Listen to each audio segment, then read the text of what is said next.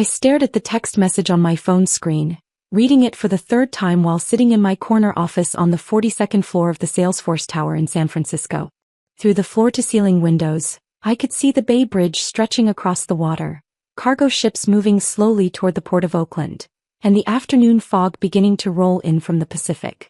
It was a view that cost my company $50,000 per month in rent, but it was worth every penny for the sense of perspective it provided during moments like this.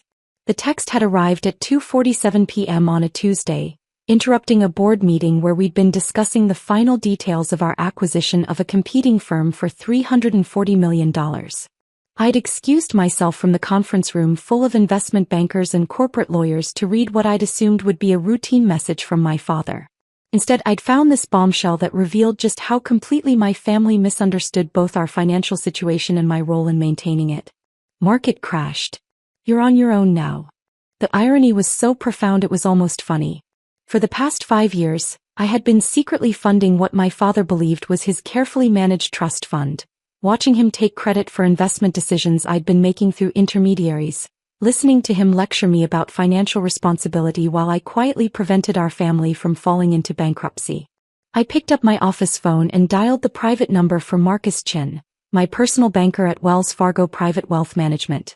Marcus had been handling my accounts for 3 years, ever since my company Avalon Digital had crossed the billion-dollar valuation threshold and I'd needed more sophisticated financial services. Elena, Marcus answered on the first ring, his voice carrying the polished professionalism that came with managing portfolios worth 9 figures. I saw the market volatility today. I hope you're not concerned about your positions. Your diversification strategy has protected you quite well. Actually, Marcus, I'm calling about a different matter, I said, settling back in my leather chair. I need you to send my father the complete account statements for the Vasquez Family Trust. The real statements, showing all contributions and their sources for the past 5 years. There was a brief pause as Marcus accessed the account information on his computer. Ah, you mean the statements showing that you've contributed $14.2 million over the past 5 years, representing 89% of the trust's current value? Exactly those statements. Elena, are you sure about this?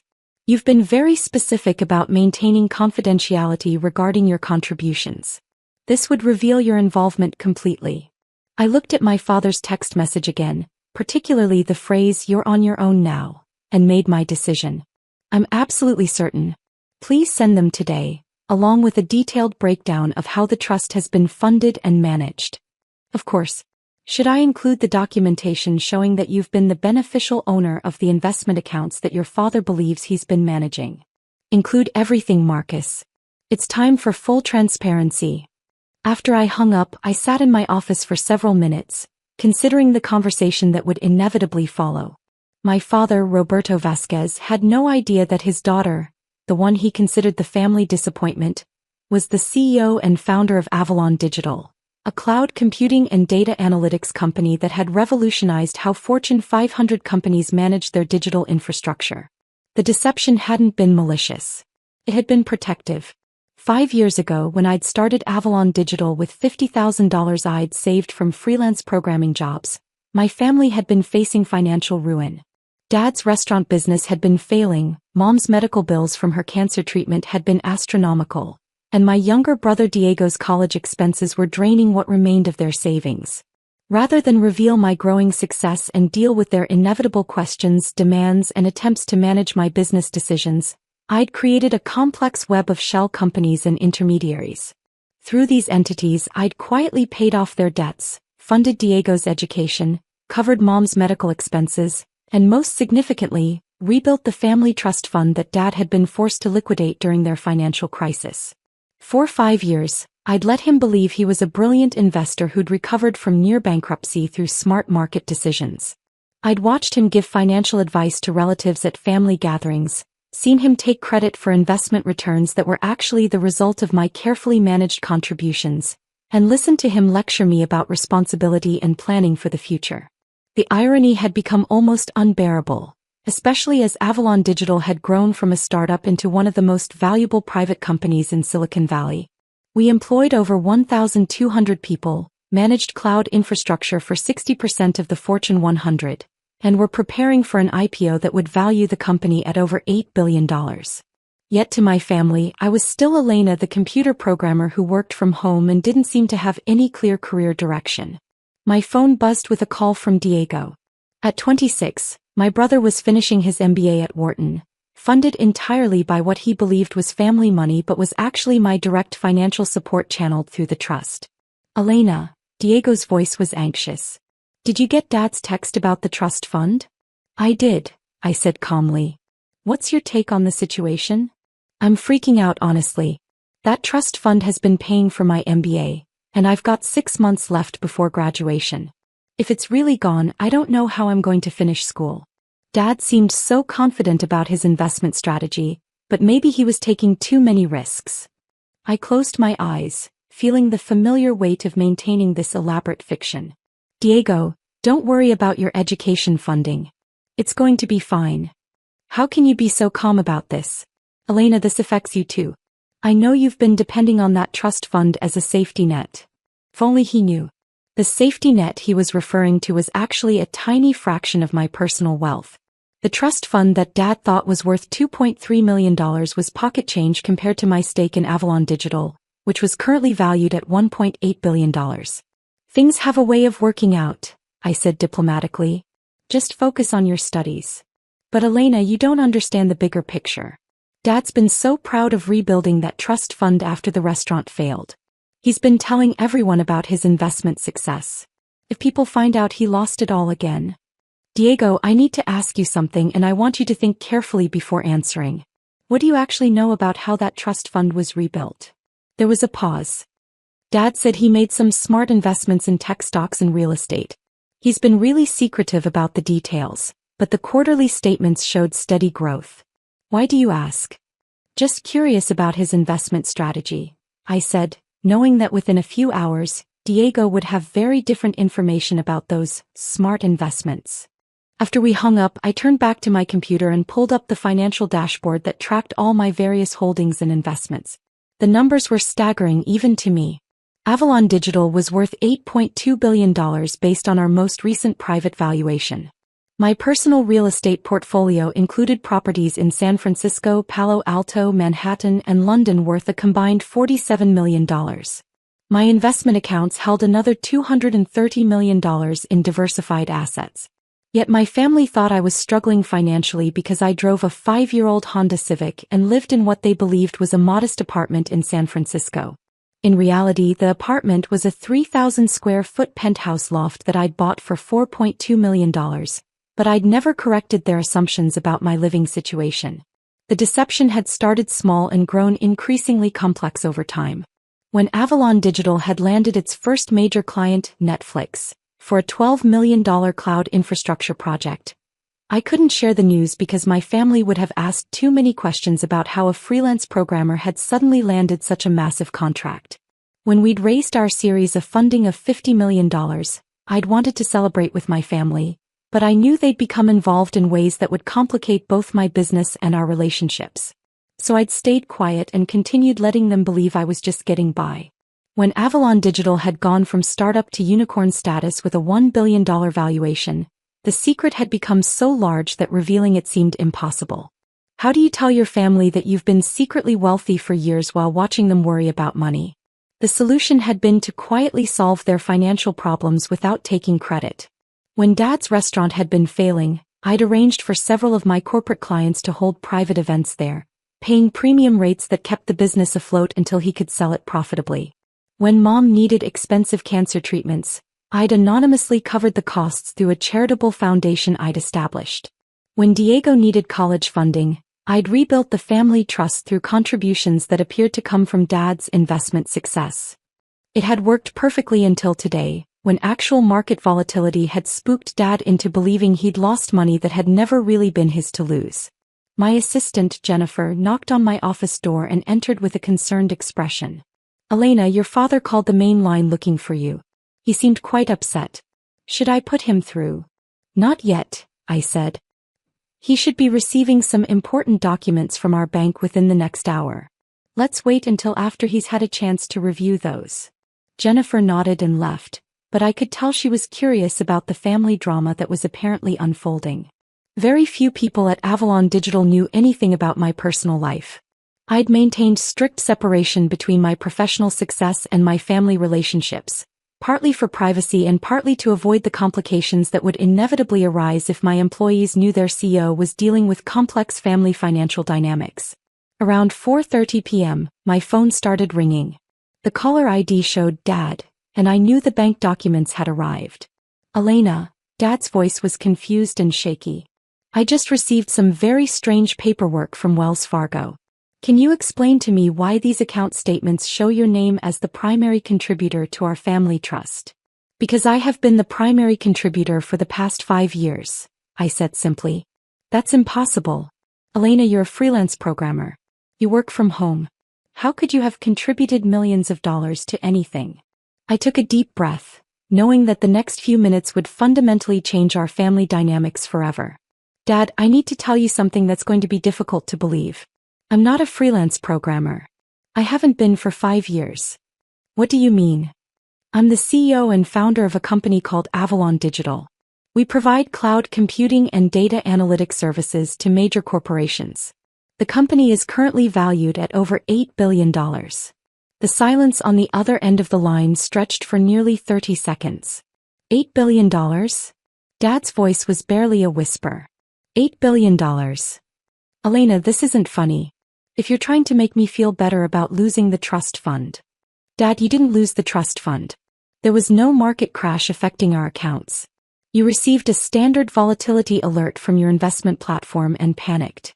The money is still there, plus the additional $400,000 I contributed last month. I could hear him shuffling through papers, presumably looking at the bank statements Marcus had sent. These documents show contributions from something called Avalon Holdings LLC, Dad said slowly. Are you telling me you own this company? Avalon Holdings is one of my investment entities. I've been funding the trust through various LLCs and intermediaries to maintain privacy. Privacy from what? Privacy from exactly this conversation, I said gently. Dad, for 5 years you've been taking credit for investment returns that were actually my direct contributions. You've been giving financial advice to relatives based on success that was really my success. I didn't want to embarrass you by revealing that your brilliant investing was actually your daughter's money. Another long silence. Elena, if this is true, if you really own $1 billion company, why do you live in that tiny apartment? Why do you drive that old car? Why don't you travel or buy expensive things? The apartment isn't tiny. It's a 3,000 square foot penthouse in Soma that I bought for $4.2 million. I drive the Honda because it's reliable and doesn't attract attention. And I do travel extensively, just for business. $4 million? Dad's voice cracked. Elena, none of this makes sense. When did this happen? How did this happen? It started 5 years ago when I founded Avalon Digital. We developed breakthrough technology for managing cloud infrastructure at scale. Our first major client was Netflix, then Google, then Amazon. The company grew rapidly and we raised increasingly large rounds of venture capital funding. I could hear Mom's voice in the background, asking Dad what was happening. Your mother wants to know what's going on, Dad said. Put me on speakerphone. Elena. Mom's voice came through clearly. Your father is saying impossible things about you owning a company worth billions of dollars. It's not impossible, Mom. It's true. I founded Avalon Digital 5 years ago, and it's become one of the most valuable private technology companies in the country. But honey, you work from home on your computer. You've never mentioned having employees or offices or clients. I have 1,200 employees across offices in San Francisco, Austin, Boston, and London. Our clients include most of the Fortune 100. We manage the cloud infrastructure that runs about 40% of the internet traffic in North America. This is insane, Diego's voice joined the conversation. Apparently he'd arrived at our parents' house. Elena, are you seriously telling us you've been secretly running $1 billion company for 5 years? $8.2 billion as of our most recent valuation, I corrected. And yes, I've been keeping it secret to protect both the business and our family relationships. But why? Mom asked, her voice filled with hurt. Why would you keep something so wonderful secret from us? I'd been dreading this question, but I knew I had to answer honestly. Because every time I've tried to share professional successes with this family, they've been minimized or dismissed. When I graduated summa cum laude from Stanford, Dad said it was nice but not practical. When I landed my first major consulting contract, you said it sounded temporary and unreliable. So I stopped sharing. But Elena, Diego said, we would have been proud of you. We would have celebrated your success. Would you have? Or would you have tried to manage my business decisions, questioned my strategies, and treated me like I was still a child who needed guidance? The phone went quiet as they considered this. You've been funding everything, Dad said slowly, understanding dawning in his voice. The trust fund, Diego's education, your mother's medical bills. Elena, how much money have you spent on this family? I pulled up the detailed spreadsheet I'd been maintaining. Including the trust fund contributions, medical expenses, education costs, and various other support, approximately $18.7 million over the past 5 years. $18 million, Mom whispered. And you never said anything, Diego added. You let us think Dad was this brilliant investor who'd recovered from bankruptcy through smart decisions. I let Dad maintain his dignity while ensuring our family was financially secure, I said. I thought it was the right approach. Elena, Dad's voice was thick with emotion, I feel like a fraud. I've been taking credit for your generosity for years. You're not a fraud, Dad. You made the best decisions you could with the information you had. I just made sure those decisions worked out better than they might have otherwise. My office phone rang and I saw it was Jennifer calling from the reception desk. Elena, I'm sorry to interrupt, but there are some reporters here from TechCrunch and the Wall Street Journal. They're asking about Avalon Digital's IPO timeline and want to schedule interviews with you. I muted my personal phone and spoke to Jennifer. Tell them I'll have a statement tomorrow. No interviews today. When I unmuted the call with my family, Mom was speaking. Don't understand why reporters would be calling about Elena's company. Because we're preparing to go public, I said. Avalon Digital will probably IPO within the next 6 months. The media has been speculating about our plans. Going public means selling stock to regular investors, Diego said, his MBA training kicking in. Elena, if the company is worth $8 billion and you're the founder. I own 22% of the company, I said. On paper, my stake would be worth approximately $1.8 billion after an IPO. $1.8 billion, Dad repeated slowly. Elena, you're going to be a billionaire. On paper, yes. Most of that wealth would remain tied up in company stock. But you'd still be a billionaire, Carmen said. Our Elena would be one of the wealthiest women in technology.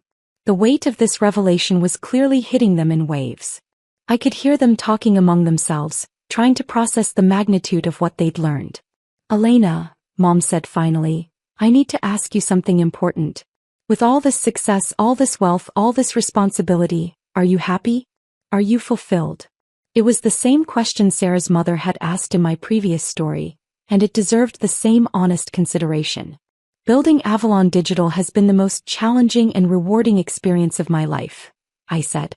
I love solving complex technical problems, I'm passionate about the team we've built, and I believe our technology makes the internet more reliable and efficient for everyone.